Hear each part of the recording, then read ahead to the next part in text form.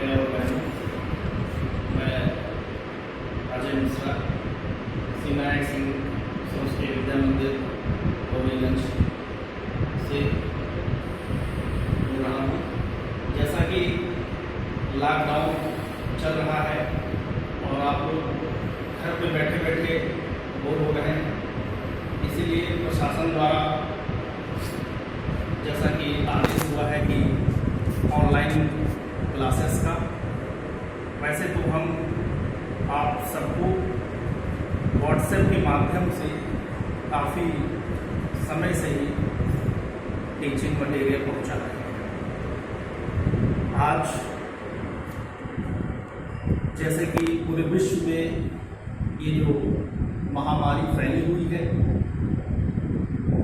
इससे हम सभी लोगों को काफ़ी दिक्कत का सामना करना पड़ रहा है और हम लोग घर पर ही रह के माननीय प्रधानमंत्री श्री नरेंद्र मोदी जी का सम्मान करें और उनकी कही हुई बातों का पालन करें और घर पर ही रहें।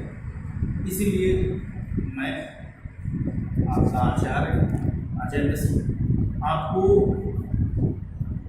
सबसे पहले तो यही कहना चाहता हूँ कि आप लोग घर पे रहिए, सुरक्षित रहिए और घर पर ही रह के आप लोग अपने विषय का प्रिपरेशन करते रहिए। आज हम आपके लिए मैथ से संबंधित कुछ बेसिक कॉन्सेप्ट लेके आए हैं जो कि जीवन में बहुत ही महत्वपूर्ण है, क्योंकि मैथ्स में कुछ इम्पॉर्टेंट फैक्ट्स होते हैं जो कि जानना समझना बहुत ही अनिवार्य होता है। आइए मैथ से संबंधित कुछ हम लोग बेसिक पॉइंट्स पे ध्यान देते हैं।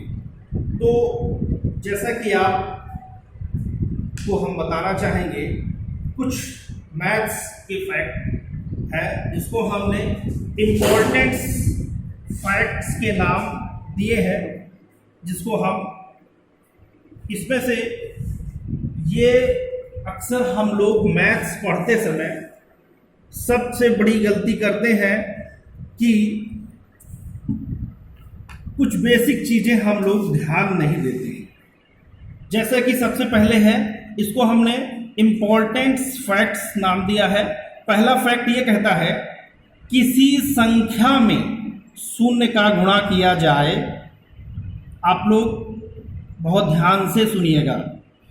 किसी संख्या में शून्य का गुणा किया जाए या शून्य में किसी संख्या से गुणा किया जाए तो गुणनफल शून्य प्राप्त होता है। बेसिक चीजें हैं, लगभग हम लोग काफी गलतियां करते हैं। जैसे कि कोई संख्या ए है, कौन संख्या है? ए है, और हम उसको 0 से मल्टीप्लाई करते हैं तो प्राप्त होता है 0। जैसे अगर हम कोई संख्या ले लेते हैं, यहाँ पे संख्या 6 ले लिया और उसको हमने 0 से यानी कि 0 से मल्टीप्लाई किया तो हमें प्राप्त हुआ 0। या फिर यानी कहने का मतलब ये है, आप लोग बहुत ध्यान दीजिए, किसी भी संख्या को 0 से या 0 को उस संख्या से मल्टीप्लाई करेंगे तो हमें उसका उत्तर प्राप्त होगा 0। तो ये बहुत बेसिक और इम्पॉर्टेंट कॉन्सेप्ट था। आइए दूसरे कॉन्सेप्ट की ओर चलते हैं जो कि बहुत महत्वपूर्ण है। शून्य में देखिए, दूसरा कॉन्सेप्ट है, कहता है कि शून्य में किसी संख्या से भाग दिया जाए तो भागफल शून्य प्राप्त होता है। बहुत ध्यान सुनिएगा कि शून्य में किसी संख्या से भाग दिया जाए, यानी कि कोई संख्या शून्य में किसी संख्या से भाग दिया जाए तो भागफल क्या प्राप्त होगा? शून्य। यानी कि संख्या शून्य है। अगर हम कोई संख्या मानते हैं ए है, उसको हम उससे डिवाइड करते हैं तो हमें भागफल क्या प्राप्त होता है? शून्य प्राप्त होता है। समझ गए? जैसे कि एक उदाहरण एग्जाम्पल लेते हैं। एग्जाम्पल में ये 0 ले लिया और इसको हमने भाग दे दिया 8 से, तो हम भाग देंगे तो उसका भागफल कितना प्राप्त होगा? शून्य होगा। ऐसे ही अगर हम 0 को 100 से करते हैं तब 0 आएगा। ऐसे ही ये बहुत महत्वपूर्ण कॉन्सेप्ट है जो कि भैया और बहनों आप लोग छोटी छोटी गलतियां करते हैं। आइए तीसरे कॉन्सेप्ट की ओर बढ़ते हैं जो कि है किसी संख्या को किसी भी संख्या को अगर हम शून्य से भाग देते हैं तो भागफल हमारा इनफिनाइट यानी कि अनंत प्राप्त होता है। यानी कि अगर कोई संख्या है उसको हम शून्य से भाग कर दे, जैसे कोई संख्या हमारी ए है उसको हम शून्य से यानी कि 0 से भाग करते हैं तो इनफिनाइट यानी कि अनंत प्राप्त होता है। आइए उदाहरण देखते हैं। जैसे 17 है, क्या है 17 लिया है हमने और उसको 0 से भाग दिया है तो हमारा भागफल कितना आया, अनंत आया। आप लोग बहुत यही हम लोग अक्सर मिस्टेक करते हैं। तो आइए कुछ बेसिक कॉन्सेप्ट की ओर आगे बढ़ते हैं और हम लोग देखते हैं कि कैसे क्या होता है।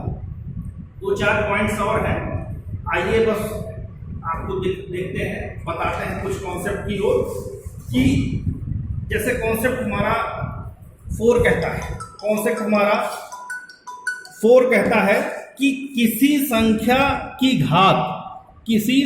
की घात शून्य होने पर उसका मान 1 होता है।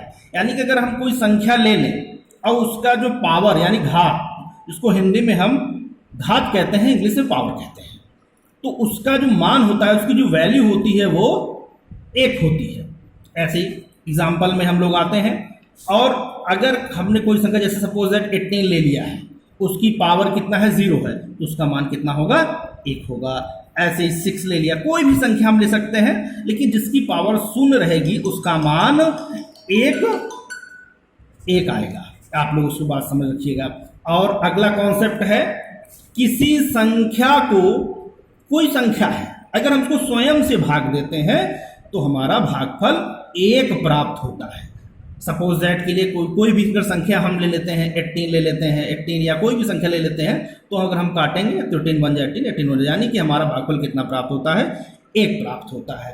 ऐसे ही नियम कुछ है, जोड़ और घटाने का नियम है, यानी कि एडिशन एंड सब्ट्रैक्शन का नियम है, जिसको हम कहते हैं कोई भी अगर हम 2 संख्याएं धनात्मक की है, कौन संख्या है, 2 संख्या अगर कोई धनात्मक लेते हैं सपोज दैट 6 और 4, तो हमारा जो उत्तर होगा वो प्लस में आएगा। यानी कि अगर कोई संख्या, 2 संख्याओं को अगर हम प्लस में लेते हैं तो आपस में जोड़ते हैं तो वो संख्या जो हमारा आंसर क्या आता है, प्लस में आता है।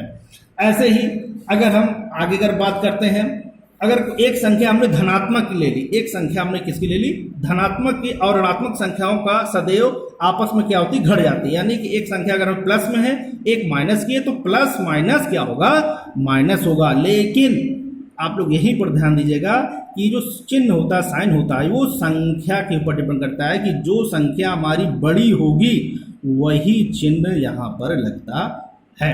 ऐसे ही कुछ नियम फिर हम आगे लेके आएंगे। ये कुछ बेसिक कॉन्सेप्ट था जो कि हमने सोचा कि आप लोग के बीच में रखा जाए। कल फिर से कुछ मैथ्स के बारे में नया वीडियो लेके आएंगे, जो कि आपको काफ़ी मैथ्स में, क्योंकि हम लोग अक्सर बड़ी गलतियां नहीं करते, गलतियां हमेशा छोटी करते हैं, इस वजह से कल कुछ बेसिक और लेके आपके बीच में उपस्थित होंगे। तब के लिए सबको, सभी भैया बहन कुशल से रहें, अच्छे रहें और घर में रहें और घर पर ही रहें। तो